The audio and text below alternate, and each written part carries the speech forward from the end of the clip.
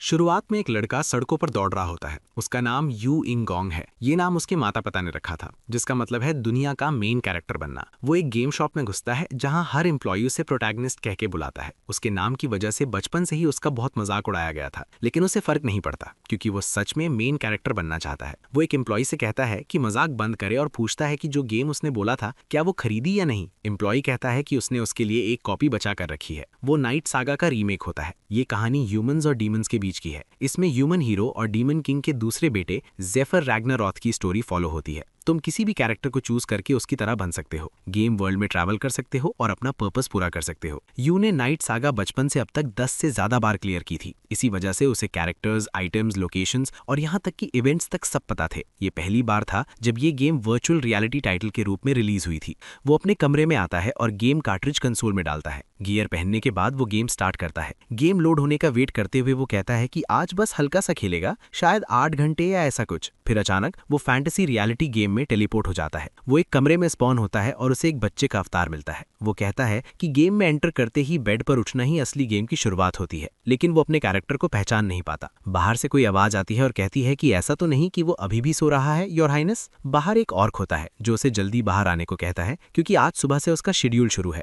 You reality game की graphics देखकर shock हो जाता है। वो कहता है कि ये ग्राफिक्स नॉर्मल नहीं है, ये पूरी तरह रियल लग रहे हैं। ऑर्क ये सुनकर हैरान हो जाता है कि उसका हाइनेस क्या बोल रहा है। तब यू को रियलाइज होता है कि वो एनपीसी से बात भी कर सकता है। ये बात गेम एड्स में कहीं मेंशन नहीं थी। वो ऑर्क से उसका नाम पूछता है और कहता है कि वो कैसी बात कर रहा है और क्या वो भूल गया कि उसका नाम कैरक है। वो आगे कहता है कि सब लोग प्रिंस सियूट्रा का वेट कर रहे हैं, इसलिए जल्दी बाहर आओ। ये सुनकर यू और ज्यादा कंफ्यूज हो जाता है। वो सोचता है कि सियूट्रा इग्निस तो डीमन किंग का 9th चाइल्ड है। उसने तो अभी कोई कैरेक्टर चूज भी नहीं किया था, फिर उसे सियूट्रा का अवतार कैसे मिल गया। वो अपना स्टेटस विंडो खोलता है और अपनी पूरी प्रोफाइल इन्फॉर्मेशन देखता है। वो लेवल 1 पर होता है। यहाँ तक कि नॉर्मल एनपीसीज भी लेवल 10 के स्टैट्स रखते हैं, तो फिर एक प्रिंस होकर भी वो लेवल 1 पर क्यों है। वो स्किल्स चेक करता है जहां उसके पास 2 स्किल्स होती हैं, कॉन्क्वेस्ट और प्लॉट आर्मर।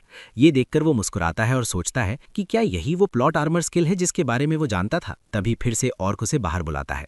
बाहर आते ही वो देखता है कि ऑक्स की एक पूरी आर्मी उसका इंतजार कर रही है। वो कैरक से पूछता है कि यहाँ वॉर जोन जैसा माहौल क्यों है। कैरक कहता है कि बेकार की बातें बंद करे और आगे बढ़े। वो कहता है कि उन्हें रेड फल्गर्स से डील करना है। ये सुनकर सियूत्रा शॉक हो जाता है। करक कहता है कि ये उसकी पहली बैटल है, चलो चलते हैं। लेकिन सियूत्रा पूरी तरह कॉट ऑफ गार्ड होता है। उसे समझ ही नहीं आता कि यहाँ चल क्या रहा है। रेड फल्गर्स ट्राइब ने रिबेलियन शुरू कर दी है और उसे 7th प्रिंस और 8th प्रिंसेस की हेल्प के लिए इसे रोकना है। सब लोग रेड फल्गर्स ट्राइब की लोकेशन की तरफ बढ़ते हैं। सियूत्रा करक से पूछता है कि उसकी पहली बैटल के लिए सिर्फ 10 लोग क्यों। करक कहता है कि उसने कल ही बताया था कि ये बस एक स्काउट मिशन है और इतने लोग काफी हैं। करक पूछता है कि क्या उसने कल कुछ खराब खा लिया था, क्योंकि आज वो अजीब बिहेव कर रहा है। लेकिन सियूत्रा अपने दिमाग में आगे क्या होने वाला है यही सोचता रहता है। वो स्टेटस विंडो में अपना मिनी मैप खोलता है जिससे वो आसानी से ट्रैवल कर सकता है। उसे एक हिडन पाथ दिखता है और वो वही रूट लेने का डिसाइड करता है। करक भी अपना मैप देख रहा होता है और सोचता है कि ये रास्ता तो बहुत टाइम लेगा, लेकिन सियूत्रा सबको ऑर्डर देता है कि उसी को फॉलो करें क्योंकि उसे एक फास्टर रूट पता है। सब कंफ्यूज्ड होते हैं लेकिन फिर भी उसे फॉलो करते हैं। इस रास्ते में उन्हें घने बुशेस से गुजरना पड़ता है और लंबे रॉकी माउंटेन्स पर चढ़ना पड़ता है। इससे सियूत्रा बहुत टायर्ड हो जाता है, लेकिन आखिरकार वो डेस्टिनेशन पर पहुंच जाते हैं। उनके सामने एक बहुत बड़ा गेट होता है जो सॉलिड स्टोन से बना होता है। ये देखकर करक अपने प्रिंस से पूछता है कि उसे इस जगह के बारे में कैसे पता था और क्या वो सीक्रेटली कोई मेज है। सियूत्रा ऐसे डिनाई कर देता है। करक पूछता है कि वो ठीक तो है क्योंकि वो बहुत एग्जॉस्टेड लग रहा है। सियूत्रा सोचता है कि उसे नहीं पता था कि लेवल 1 स्टैमिना इतनी खराब होगी, लेकिन अभी के लिए बस डोर चेक करते हैं कि खुलता है या नहीं।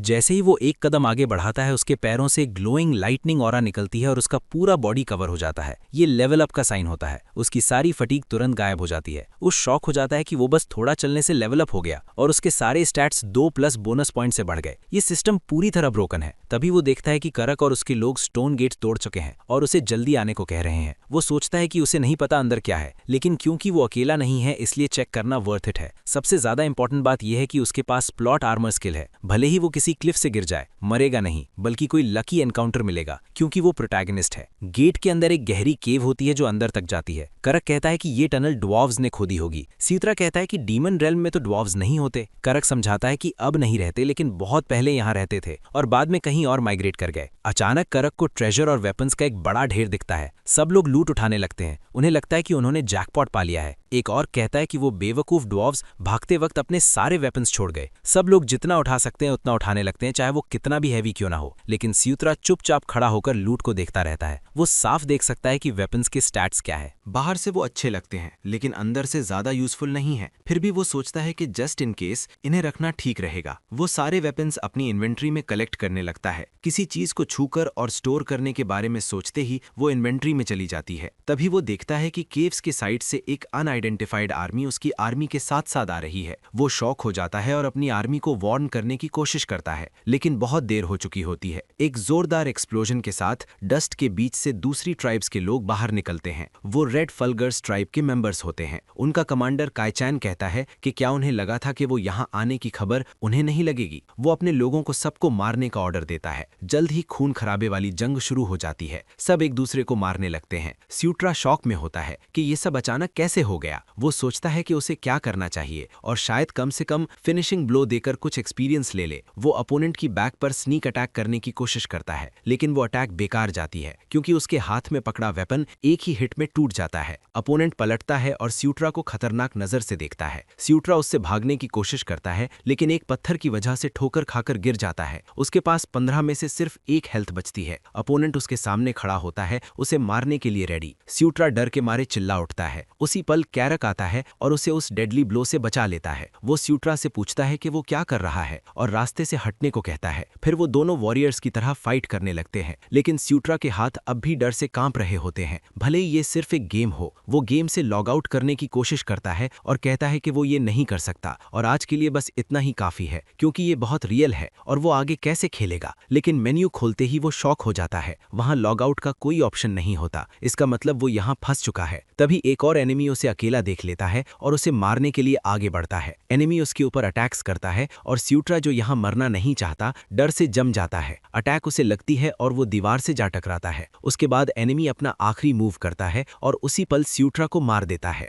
मरने के बाद स्यूट्रा खुद को एक खाली सी जगह में पाता है, जैसे कोई वॉइड हो। वो कंफ्यूजन में कहता है कि वो कहाँ है और याद करता है कि उस पर रेड फल्गर्स ने अटैक किया था। वो सोचता है कि शायद अब वो मर चुका है। तभी अचानक उसके सामने एक तेज रोशनी दिखाई देती है। उस रोशनी से एक शख्स सामने आता है और स्यूट्रा से कहता है कि वो इस जगह का बीइंग ऑफ डेस्टिनी है और उसे रूल करने के लिए सब्जुगेट किया गया है। वो एक चमकती हुई सुनहरी गॉडेस होती है जो प्रोटैगनिस्ट की मदद करने आई होती है, लेकिन स्यूट्रा उसे देखकर कंफ्यूज रह जाता है। फिर वो गॉडेस जैसी मौजूदगी अचानक गायब हो जाती है। सीन फिर से बैटल ग्राउंड पर लौट आता है जहां दोनों ऑर्क ट्राइब्स अब भी लड़ रहे होते हैं, लेकिन ऐसा लग रहा होता है कि रेड फल्गर्स ट्राइब अब बैटल में ज्यादा कंट्रोल ले रही है। रेड फल्गर्स ट्राइब का लीडर इस एडवांटेज को एंजॉय करता हुआ दिखता है। वो कहता है कि इतनी कम आर्मी लेकर यहाँ आना या तो बेवकूफी है या फिर पूरी तरह स्टुपिडिटी। वो अपने लोगों को ऑर्डर देता है कि टाइम वेस्ट मत करो और सबको मार दो, लेकिन उसे पता नहीं होता कि अब प्रोटैगनिस्ट की नई पावर्स जाग चुकी हैं। जब वो ये नोटिस करता है तो शॉक हो जाता है। वो स्यूट्रा से पूछता है कि वो सरवाइव कैसे कर गया, लेकिन स्यूट्रा अपने स्किल विंडो को चेक करने में बिजी होता है, जहां वो देखता है कि उसे एक नई स्किल मिली है, टेलीकिनेसिस। कंफ्यूजन में वो खुद से पूछता है कि उसे ये स्किल कब मिली। तभी वो अपने स्किल विंडो में कुछ और नोटिस करता है। नाइट ऑफ कॉन्क्वेस्ट स्किल में कुछ गड़बड़ होती है। उसी वक्त रेड फल्गर्स ट्राइब लीडर अपने लोगों को स्यूट्रा को तुरंत मारने का ऑर्डर देता है। ये कैरक भी सुन लेता है। वो टेंस हो जाता है और अपने मेन को ऑर्डर देता है कि प्रिंस को प्रोटेक्ट करो, प्रिंस को कोई नुकसान नहीं होना चाहिए। सारे रेड फल्गर्स मेंबर्स स्यूट्रा की तरफ बढ़ते हैं उसे मारने के लिए और बाकी लोग उन्हें रोकने की कोशिश करते हैं। स्यूट्रा सब कुछ अपने सामने होता देख रहा होता है, लेकिन फिर भी कुछ कर नहीं पाता। तभी वो अपने सिस्टम विंडो पर ध्यान देता है और सोचता है कि नाइट ऑफ कॉन्क्वेस्ट नाम की स्किल नाइट सागा गेम में तो थी ही नहीं। वो शॉक हो जाता है और सोचने लगता है कि यहाँ आखिर हो क्या रहा है। फिर वो अपनी टूटी हुई तलवार जमीन में गाड़ देता है और एक अजीब सी रोशनी छोड़ता है। उसे ऐसा लगता है जैसे वो इस स्पेल को बहुत पहले से जानता हो, जैसे ये उसके दिमाग में बार बार रिपीट हो रही हो। कॉन्क्वेस्ट की पावर किंग की पावर होती है। स्यूट्रा से निकली वो अजीब रोशनी उसकी आर्मी को भी कवर कर लेती है और उन्हें पावर बफ देती है। स्यूट्रा के सिस्टम विंडो में दिखता है कि नाइट ऑफ कॉन्क्वेस्ट एक ऐसी स्किल है जो एक तय एरिया के अंदर एलाइज को बफ देती है। स्यूट्रा के सारे एलाइज अपने शरीर में ओवरफ्लोइंग पावर महसूस करते हैं। उन्हें पहले से ज्यादा एनर्जी महसूस होती है। अब वो भी रेड फल्गस ट्राइब की आर्मी की तरफ बढ़ते हैं। वो उनके सोल्जर्स को एक एक करके बेयर हैंड से मारने लगते हैं। अब जो एनिमीज पहले ज्यादा थे वो उनके सामने टिक नहीं पाते। कुछ ही समय में वो बैटल ग्राउंड को अपने फेवर में कर लेते हैं और एनिमी आर्मी का लगभग आधा हिस्सा खत्म कर देते हैं। ये देखकर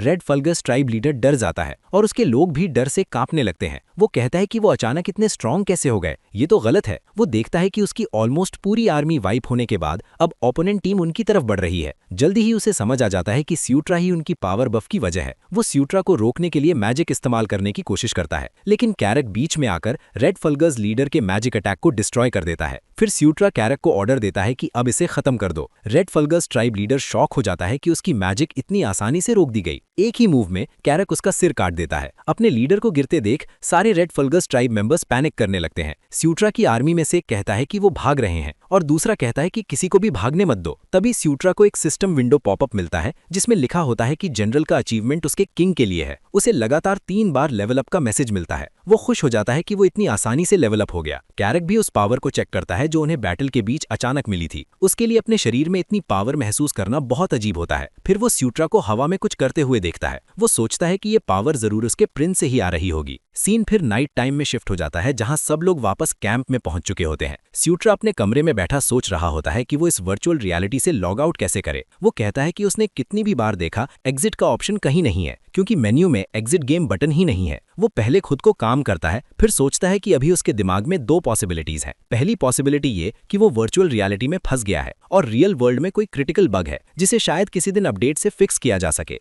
दूसरी पॉसिबिलिटी सुनने में पागलपन जैसी लगती है, लेकिन ये गेम ही नहीं है, वो सच में किसी दूसरी रियलिटी में है, जैसे नॉवेल्स या कॉमिक्स में होता है गेम वर्ल्ड में एंटर करना, जहां एनपीसी सच में उससे बात कर सकते हैं। सबसे बड़ी बात ये कि यहाँ कोई सेंसरशिप नहीं है, मतलब वो अपने बॉडी के साथ जो चाहे कर सकता है। ये सोचकर वो और डर जाता है। अगर ये सच में दूसरी दुनिया है तो क्या उसे लॉग आउट होने के लिए मरना पड़ेगा? लेकिन नहीं, वो ऐसा रिस्क अभी नहीं ले सकता। फिर भी वो खुद को थैंक करता है कि वो कम से कम और या ओगर नहीं बना। वो एक प्रिंस है, एक पैम्पर्ड प्रिंस। तभी कराक अंदर आता है और उससे कुछ समय मांगता है। उसे पता चलता है कि कराक अपने प्रिंस के साथ स्पारिंग मैच करना चाहता है। आधी रात में कैंप के बाहर स्यूत्रा पूछता है कि अचानक स्पारिंग का क्या मतलब है। कराक उसे समझाता है कि वो अब भी प्रिंस और कमांडर है जिसे उसे सर्व करना है, इसलिए फ्यूचर के लिए उसकी स्वर्ड्समैनशिप लेवल जानना जरूरी है। स्यूत्रा पूछता है कि क्या ये सच में जरूरी है। कराक उसे उसकी हाइट के हिसाब से एक स्वर्ड देता है। वो कहता है कि चिंता करने की जरूरत नहीं, वो जितना हो सके उतना ईजी जाएगा। स्यूत्रा उसे टॉन्ट करते हुए कहता है कि इस आदमी को देखो, क्या यही तरीका है प्रिंस से बात करने का? फिर वो कराक की तरफ बढ़ता है और कहता है कि अगर लड़ना है तो ठीक से लड़ो। ये देखकर कराक भी डिफेंसिव पोजीशन में आ जाता है, लेकिन जब स्यूत्रा का अटैक कराक पर लगता है तो वो कराक के लिए बस एक टिकल जैसा होता है। स्यूत्रा कई बार अटैक करता है लेकिन कराक के लिए कुछ भी नहीं होता।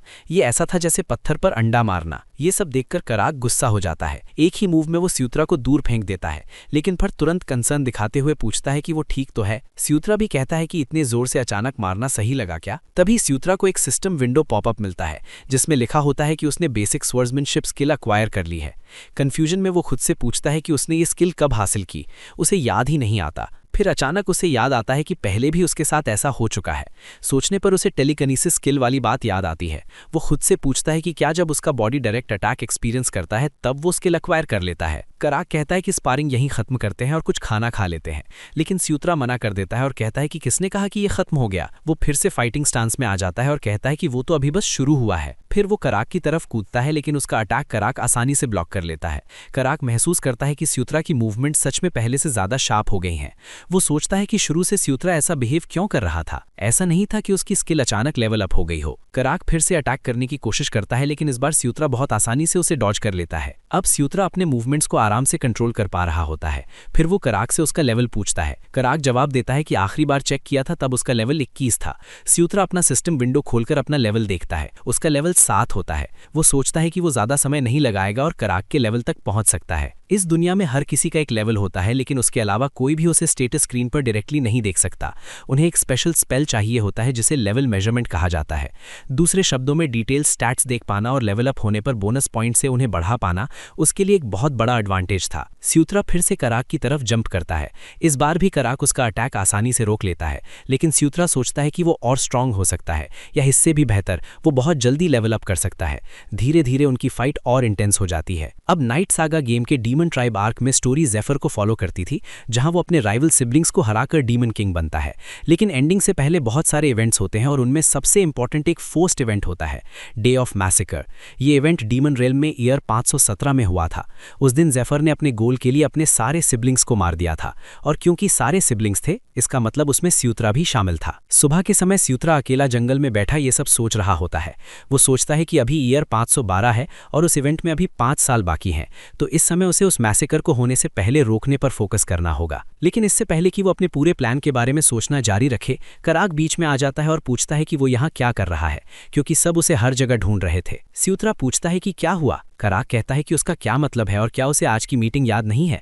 ये सुनकर स्यूत्रा के चेहरे पर कंफ्यूजन आ जाता है। कराक उसे जल्दी चलने को कहता है क्योंकि सब उसका इंतजार कर रहे हैं। सीन फिर कैंप में शिफ्ट हो जाता है, जहां स्यूत्रा मीटिंग में बैठा होता है और उसका चेहरा अब भी कंफ्यूज्ड होता है। वहीं उसके भाई और बहन उससे मिलने आते हैं। स्यूत्रा कहता है कि वो लोग काफी जल्दी आ गए। तभी उसका भाई 7th प्रिंस क्रिस मूनलाइट कहता है कि ये अचानक इतना पोलाइट टोन क्यों, और रिलैक्स करने को कहता है, क्योंकि आखिर वो सिबलिंग्स ही हैं। उनकी बहन 8th प्रिंसेस केटलिन मूनलाइट बीच में बोलती है और कहती है कि ये पहली बार है जब वो सच में फेस टू फेस मिल रहे हैं। फिर क्रिस स्यूत्रा से कहता है कि उन्हें आराम से भाई बहन कहकर बुला सकता है। स्यूत्रा भी एग्री कर लेता है। स्यूत्रा अपने मन में सोचता है कि ये दोनों 4th क्वीन एलेन मूनलाइट के बच्चे हैं, जो लाइकेंथ्रोप्स की क्वीन है। ये वही लोग थे जिन्होंने गेम में उसे काफी ट्रबल दिया था। लेकिन क्रिस और केटलिन दोनों मैसेकर से 1 साल पहले ज़ेफिर और डीमन किंग के बच्चों के हाथों मारे गए थे। वजह थी केटलिन मूनलाइट का जन्म का सीक्रेट। वो डीमन किंग की बेटी नहीं थी, वो इललेजिटिमेट थी। इधर स्यूत्रा ये सब सोच ही रहा होता है कि केटलिन उसे डांटती है और कहती है कि सबसे ज्यादा इंपॉर्टेंट बात यह है कि उसने प्लान फॉलो करने के बजाय फाइट क्यों कर ली, जबकि उन्हें सिर्फ रेड फल्गस ट्राइब की स्काउटिंग करनी थी।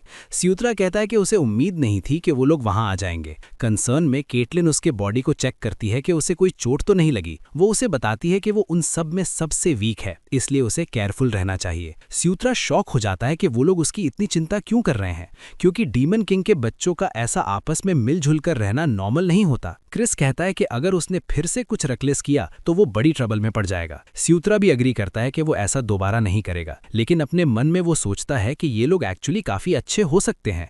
वो चुपचाप उनके बिहेवियर को ऑब्जर्व करता रहता है। फिर वो सोचता है कि लाइकेंथ्रोप्स में वाइटैलिटी की वजह से ऑरा यूजर्स काफी ज्यादा होते हैं। अगर उसने वही ट्रिक इस्तेमाल की जो उसने पहले स्किल्स एक्वायर करते समय की थी, तो शायद वो ऑरा स्किल भी सीख सकता है। फिर स्यूत्रा उनसे एक फेवर मांगता है। वो पूछता है कि क्या वो एक्साइटमेंट में उस पर अपनी ऑरा से हमला कर सकते हैं। ये सुनकर दोनों डर जाते हैं और कंफ्यूज हो जाते हैं। सीन फिर एक और बैटलफील्ड पर शिफ्ट हो जाता है, जहां एक और वॉर चल रही होती है। यहाँ भी ग्रीन और रेड ऑर्क्स लड़ रहे होते हैं। इस बार एक रेड ऑर्क होता है जो ग्रीन ऑर्क्स का कमांडर होता है। वो बहुत बड़ा और पावरफुल होता है और एक ही मूव में कई एनिमीज को मार देता है। उसके अटैक्स इतने स्ट्रांग होते हैं कि एनिमीज दूर जाकर गिरते हैं। एक एनिमी ऑर्क उसे मारने की कोशिश करता है, लेकिन कमांडर उसे मार देता है। फिर वो सबको ऑर्डर देता है कि किसी को भी भागने मत देना और सबको मार दो, और जो सबसे ज्यादा मारेगा उसे रिवॉर्ड मिलेगा। ये सुनते ही सारे ग्रीन ऑर्क्स रेड फल्गस ट्राइब पर टूट पड़ते हैं। आखिरकार वो वॉर जीतने लगते हैं। सीन फिर वापस स्यूत्रा पर आ जाता है, जहां वो खुद को फिर से एक वॉइड जैसी जगह में पाता है। वो बहुत कंफ्यूज दिखता है। फिर वही गॉडेस उसके सामने प्रकट होती है। स्यूत्रा कहता है कि वो वही है जो पहले आई थी। वो नोटिस करता है कि वहां और भी गॉड जैसे बीइंग्स मौजूद हैं। वो उन्हें नहीं जानता। वो ऐसे कैरेक्टर्स लगते हैं जो नाइट सैगा में भी नहीं थे। फिर वो गॉडेस स्यूत्रा के पीछे आती है और एक तेज रोशनी छोड़ती है। इसी के साथ उसका सपना टूट जाता है। कंफ्यूजन में जागते हुए स्यूत्रा पूछता है कि वो क्या था और क्या वो गेम के अंदर एक सपना था। तभी पीछे से कैराक की आवाज आती है कि वो जाग गया है, जिससे स्यूत्रा डर के मारे उछल जाता है। स्यूत्रा कंप्लेन करता है कि उसने ऐसा क्यों किया, वो डर गया था। कैराक जवाब देता है कि वो बस ये चेक करना चाहता था कि उसका बॉडी ठीक है या नहीं। वो पूछता है कि उसने प्रिंसेस से ऑरा से हमला करने को क्यों कहा। वो ऐसा नहीं करना चाहती थी, लेकिन उसने इतना रिक्वेस्ट किया कि आखिरकार उसे मानना पड़ा। कैराक फिर स्यूत्रा के बॉडी में कुछ चेंजेस नोटिस करता है। वो ऑरा स्किल थी जो उसने अब एक्वायर कर ली थी। अब वो अपने बॉडी में ऑरा महसूस कर सकता था। कैराक समझ जाता है कि ऑरा से हिट होने की वजह से ही उसकी अवेकनिंग हुई। वो ये भी समझता है कि बैटल में लाइटनिंग स्ट्राइक के साथ जो पावर सर्ज हुआ था, वो भी उसके प्रिंस की स्किल अवेकनिंग थी। ये सब समझकर कैराक एक्साइटेड हो जाता है। स्यूत्रा कैरक से पूछता है कि जब वो सो रहा था तब कुछ हुआ क्या। कैरक जवाब देता है कि जाहिर है हुआ, और उनका मेन कैंप भी रेड फुलगर्स ट्राइब के के खिलाफ जीत गया। ये सुनकर स्यूत्रा फिर कंफ्यूज हो जाता है। वो पूछता है कि क्या सिर्फ वही क्रिस और केटलिन को रेड फुल्गर्स ट्राइब को सब्जुगेट करने नहीं भेजा गया था। कैरेक हंसते हुए कहता है कि बेवकूफी मत करो, रेड फुल्गर्स ट्राइब कोई छोटा सा क्लैन नहीं है जिसे छोटी आर्मी से आसानी से हराया जा सके। स्यूत्रा पूछता है कि मेन कैंप को कौन लीड कर रहा था। कैरेक जवाब देता है, ogre, one man army general vandal. Vandal का नाम सुनते ही स्यूत्रा शॉक हो जाता है। वो सोचता है कि जनरल वैंडल उतना ही स्ट्रांग है जितना उसका अपीयरेंस दिखाता है। जब वो ज़ेफिर के रूप में खेलता था तब वैंडल उसके फेवरेट सबॉर्डिनेट्स में से एक था। तभी उसके दिमाग में एक आइडिया आता है। ये शायद उसका चांस हो सकता है वैंडल को अपना सबॉर्डिनेट बनाने का, क्योंकि वैंडल ईयर 515 में जाकर ज़ेफिर का सबॉर्डिनेट बना था। इसका मतलब अभी वो उससे जुड़ा नहीं है, यानी वो उसे पहले रिक्रूट कर सकता है। उसे वैंडल के बारे में लगभग सब कुछ पता था। उसे कौन से रिवॉर्ड्स पसंद हैं, उसका फेवरेट फूड क्या है, उसकी स्पेशलिटीज क्या हैं। लेकिन सबसे इंपॉर्टेंट बात ये थी कि वैंडल की लॉयल्टी की कंडीशन थी सिंगल कॉम्बैट में उसे हराना। इतनी सारी इन्फॉर्मेशन के साथ वो ज़ेफिर से पहले वैंडल तक पहुंच सकता था। ये ट्राई करने लायक था और उसके पास अभी काफी समय भी था। उसने वैंडल को अपना पहला टारगेट बना लिया, उसे अपना सबॉर्डिनेट बनाने के लिए। केटलिन के कैंप में कुछ समय बिताने के बाद सब लोग शॉक हो गए ये देखकर कि सिर्फ एक ही दिन में स्यूत्रा ने ऑरा एक्सपल्शन स्किल का पहला लेवल हासिल कर लिया था। स्यूत्रा ने ये सिर्फ अपने सारे पॉइंट्स ऑरा स्किल में डालकर किया था। वो सोचता है कि ये कोई रैश डिसीजन नहीं था, क्योंकि ऑरा जनरली किसी की भी फिजिकल एबिलिटीज को इम्प्रूव करता है। ये टेलीकिनेसिस से भी ज्यादा बेहतर था। क्रिस स्यूत्रा की टैलेंट देखकर हैरान रह जाता है। वो कहता है कि ये इम्पॉसिबल है और पूछता है कि क्या ये इसलिए है क्योंकि वो गांधरबन है। फिर वो पूछता है कि क्या वो उस केव का भी एक मैप बना सकता है। पहले तो स्यूत्रा कंफ्यूज हो जाता है, फिर उसे याद आता है कि उसके पास मिनी मैप है, तो ये पॉसिबल होना चाहिए। वो पेपर मांगता है और थोड़ी देर बाद केव तक जाने वाले रास्ते का एक परफेक्टली डिटेल्ड मैप बना देता है। वो मैप क्रिस के पास मौजूद मैप से भी ज्यादा डिटेल्ड होता है। उसे देखकर क्रिस बहुत एक्साइटेड हो जाता है और स्यूत्रा को जीनियस कहता है। फिर उनकी बहन कहती है कि जो रेड फुल्गर्स ट्राइब के लोग वहां मिले थे वो सब मर चुके हैं, इसलिए उन्हें नहीं पता कि उन्हें उस केव के बारे में जानकारी है। क्रिस कहता है कि इसका मतलब वो इस मैप का इस्तेमाल करके उन पर एम्बुश कर सकते हैं। फिर वो स्यूत्रा से कहता है कि उसके लिए एक और काम भी है। सीन फिर फॉरेस्ट में शिफ्ट हो जाता है। वहां स्यूत्रा अपनी आर्मी के साथ तैयार खड़ा होता है। कैरेक कंप्लेन करता है कि इस बार भी उन्हें पेट्रोल मिशन ही मिला है। स्यूत्रा कहता है कि उसके पास चॉइस नहीं है, क्योंकि अभी वो अपने सिबलिंग्स में सबसे छोटा है। कैरेक कहता है कि अच्छा है कि इस बार उनके पास रीइंफोर्समेंट है। स्यूत्रा कहता है कि ये सब उनकी मेहनत की वजह से है। तभी अचानक दो अजीब लोग उनके सामने आ जाते हैं। उनमें से एक कोई और नहीं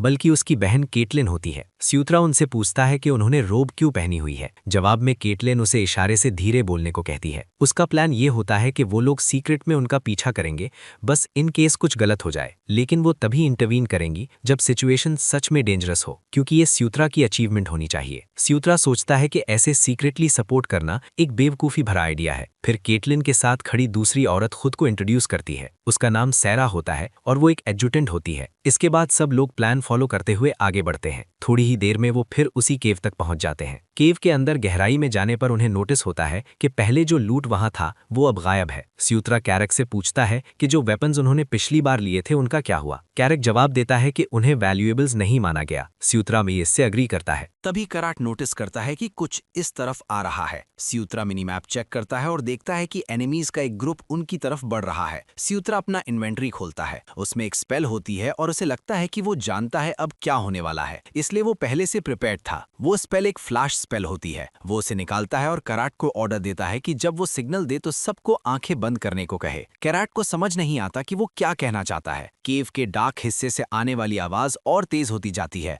थोड़ी ही देर में मल्टीपल रेड आईज वाले क्रीचर्स बाहर आने लगते हैं।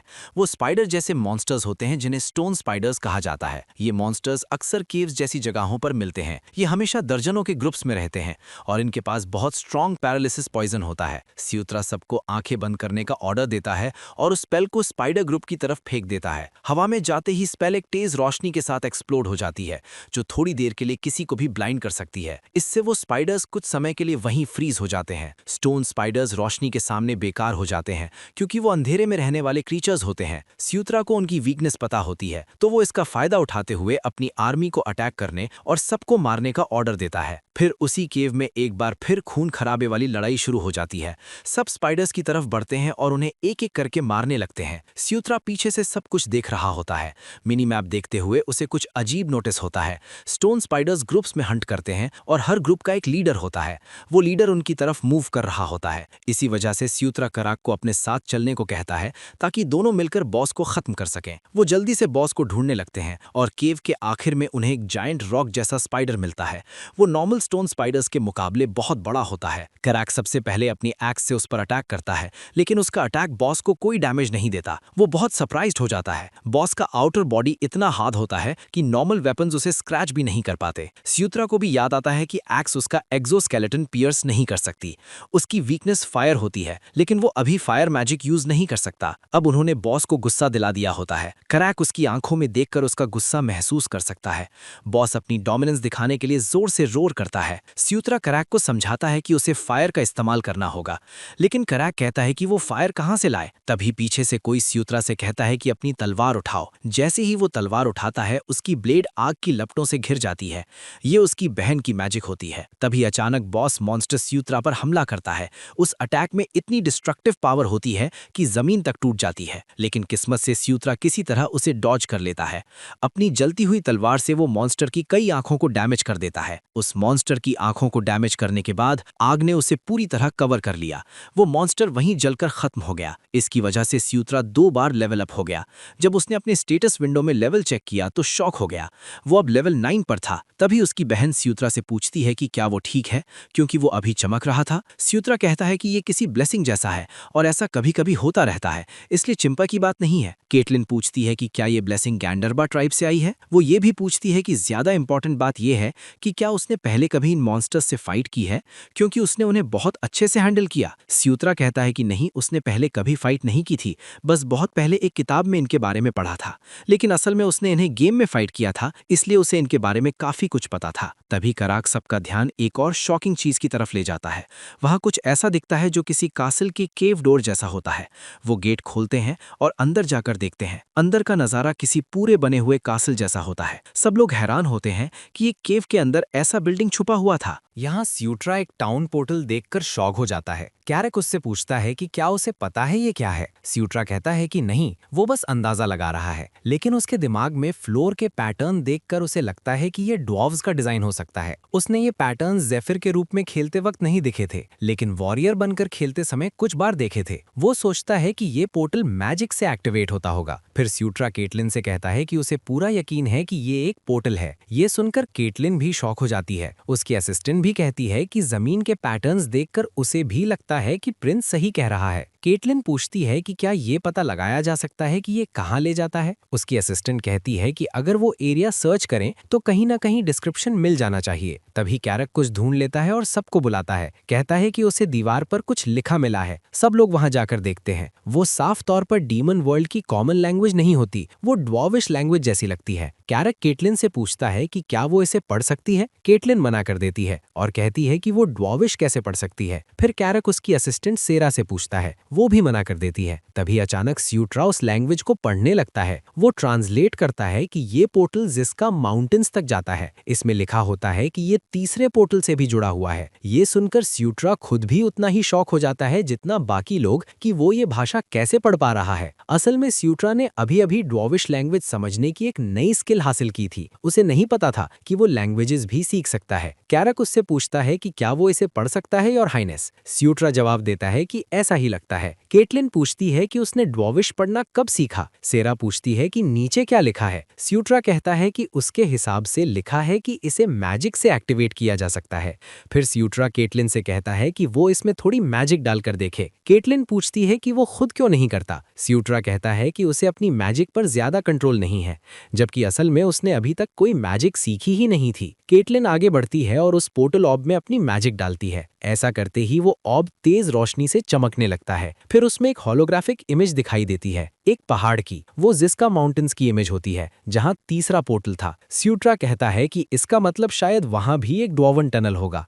वो बस अंदाजा लगा रहा होता है। कैरेक कहता है कि अगर ऐसा है तो ये अच्छी बात नहीं भी हो सकती, क्योंकि रेड फुलगर्स की मेन फोर्सेस अभी उन्हीं पहाड़ों के सामने स्टेशनड है। स्यूट्रा कहता है कि वो सही कह रहा है और इस पोर्टल का इस्तेमाल करके वो उन्हें सरप्राइज कर सकते हैं। केटरिन कहती है कि अभी यहीं रुकते हैं और इस पोर्टल के बारे में सब कुछ पहले क्रिस से डिस्कस करेंगे। सब लोग इस पर अग्री कर लेते हैं। कुछ समय बाद कैंप में वापस क्रिस ये सुनकर बहुत सरप्राइज्ड और एक्साइटेड हो जाता है। उसे उम्मीद नहीं थी कि स्यूट्रा वहां एक पोर्टल ढूंढ लेगा। वो स्यूट्रा से कहता है कि उस पर सच में ब्लेसिंग्स हैं। वो उससे पूछता है कि क्या वो उससे कुछ कहना या मांगना चाहता है, क्योंकि वो अपनी पूरी ताकत से उसकी इच्छा पूरी करेगा। स्यूट्रा एग्री करता है। क्रिस कहता है कि एक भाई और कमांडर होने के नाते वो उसकी मेहनत को रिवॉर्ड देना चाहता है, इसलिए उसे मना नहीं करना चाहिए, वरना उसे बुरा लगेगा। थोड़ी देर सोचने के बाद स्यूट्रा पूछता है कि क्या वो श्योर है, क्योंकि उसकी रिक्वेस्ट थोड़ी टफ है। क्रिस कहता है कि अब तो वो और क्यूरियस हो गया है और उसे बस बोल देना चाहिए। स्यूट्रा उससे डिवाइन फेरल फिस्ट स्टाइल सिखाने को कहता है। ये सुनते ही क्रिस शॉक हो जाता है और उसका शरीर सुन्न और ठंडा सा हो जाता है। स्यूट्रा अपने मन में सोचता है कि उसका लेवल अभी वेपन्स इस्तेमाल करने के लिए काफी लो है, लेकिन ये टेक्निक्स अलग होती हैं। Divine feral fist style lycanthrope royal family की एक पावरफुल मार्शल आर्ट थी। सीधी भाषा में कहें तो ये एक एस रैंक फाइटिंग स्टाइल थी। उसे पता था कि वो बहुत ज्यादा मांग रहा है, इसलिए अगर क्रिस मना कर दे तो वो कुछ नहीं कर सकता। स्यूट्रा कहता है कि शायद उसने ज्यादा मांग लिया और ये ठीक है, क्योंकि उसे भी नहीं लगा था कि वो अग्री करेगा। लेकिन क्रिस कोई जवाब नहीं देता और चुपचाप किसी सीरियस बात पर सोचता रहता है। फिर वो कहता है कि ठीक है, वो उसे सिखाएगा। ये सुनकर स्यूट्रा बहुत खुश हो जाता है, लेकिन क्रिस आगे कहता है कि वो उसे मार्शल आर्ट सिखा सकता है, लेकिन फैमिली की सीक्रेट टेक्निक नहीं। इसके बजाय वो उसे ऑरा का इस्तेमाल करना सिखाएगा। स्यूट्रा एक्साइटेड हो जाता है और तुरंत अग्री कर लेता है। वो खुशी खुशी कहता है कि ये तो और भी अच्छा है। यहाँ स्यूट्रा इतना एक्साइटेड होता है कि वो क्रिस की बात ध्यान से नहीं सुनता। क्रिस मजाक में कहता है कि उसकी चुप्पी देखकर लगता है कि वो सीखना नहीं चाहता। ये सुनते ही स्यूट्रा तुरंत माफी मांगने लगता है और कहता है कि ऐसा नहीं है, वो जरूर सीखना चाहता है और प्लीज उसे सिखाए। फिर क्रिस सीरियस होकर स्यूट्रा से पूछता है कि क्या वो अब से उसे अपने छोटे भाई की तरह सोच सकता है। ये कहते हुए क्रिस और केटलिन दोनों शांत मुस्कान के साथ स्यूट्रा की तरफ देखते हैं। पहले तो स्यूट्रा इस सवाल और उनके एक्सप्रेशन से कंफ्यूज हो जाता है। उसके दिमाग में ये एक लोडेड बात लगती है, लेकिन सोचने पर ये कोई बुरा ऑफर नहीं लगता। फिर तीनों अपने रिश्ते को भाई बहन के रूप में एक्सेप्ट कर लेते हैं। इसके बाद स्यूट्रा को एक सिस्टम नोटिफिकेशन मिलता है जिसमें लिखा होता है कि क्रिस मूनलाइट और केटलिन मूनलाइट अब उसके एलाइज हैं। उनका बॉन्ड लेवल एवरेज है। सीन फिर एक माउंटेन एरिया में शिफ्ट हो जाता है। वहाँ रेड फल्गर्स का एक एनकैंपमेंट होता है जो उनका बेस होता है। वहाँ आर्मी बैरक्स, फूड सप्लाईज और बहुत कुछ मौजूद होता है। वहाँ एक फल्गर किसी से इंटरोगेशन कर रहा होता है। वो कहता है कि उसे शक है कि वो शुरू से ही इसी जगह को टारगेट कर रहा था। फिर वो पूछता है कि तो उसे यहाँ क्या ले आया, योर हाइनेस। तभी दिखाया जाता है कि उन्होंने एक लड़की को पकड़ रखा है। वो कोई और नहीं बल्कि सिक्स्थ प्रिंसेस फेलिका डूम ब्लेड होती है। फिर सीन वापस स्यूट्रा पर आ जाता है जो अपना सिस्टम विंडो देख रहा होता है। साफ दिख रहा होता है कि उसके स्टैट्स काफी बढ़ चुके हैं, लेकिन फिर भी उसे एक चीज समझ नहीं आ रही होती। पहले जब भी वो लेवल अप करता था उसके सारे स्टैट्स 2 पॉइंट से बढ़ते थे, लेकिन इस बार उसका करिश्मा सिर्फ 1 पॉइंट ही बढ़ा था। वो कहता है कि नाइट सागा गेम में अपीयरेंस और करिश्मा 2 अलग अलग स्टैट्स थे। अपीयरेंस फिजिकल अट्रैक्टिवनेस दिखाता था, जबकि करिश्मा किसी कैरेक्टर की लाइकेबिलिटी और सोशल अपील को मेजर करता था। वो अंदाजा लगाता है कि शायद ये कोई सरप्राइज नहीं है, क्योंकि वो पहले बहुत तेजी से ग्रो कर रहा था। वो जल्द ही लेवल 10 पहुंचने वाला था। अभी वो लेवल 9 पर था। फिर वो सोचता है कि नाइट सागा में जब भी जेफिर और लॉक लेवल 10 पर पहुंचते थे तो उनकी यूनिक स्किल्स अबिसल एयर और चोजन वन एक लेवल बढ़ जाती थी। वो सोचने लगता है कि क्या इसका मतलब ये है कि जब वो लेवल 10 पहुंचेगा तो उसकी भी कोई स्किल एक लेवल बढ़ जाएगी। तभी पीछे से कैरेक स्यूट्रा को बुलाता है और कहता है कि डिपार्चर की सारी प्रिपरेशन पूरी हो चुकी है। स्यूट्रा एक्साइटेड हो जाता है। बाहर जाते ही कैरेक उससे पूछता है कि क्या कुछ अच्छा हुआ। स्यूट्रा कहता है कि नहीं, खास कुछ नहीं। उसके सामने उसकी आर्मी की बहुत बड़ी संख्या खड़ी होती है जो उसके ऑर्डर्स का इंतजार कर रही होती है। कैरेक आगे बढ़ने का आदेश देता है। कुछ समय बाद फिर वही पहाड़ दिखाई देता है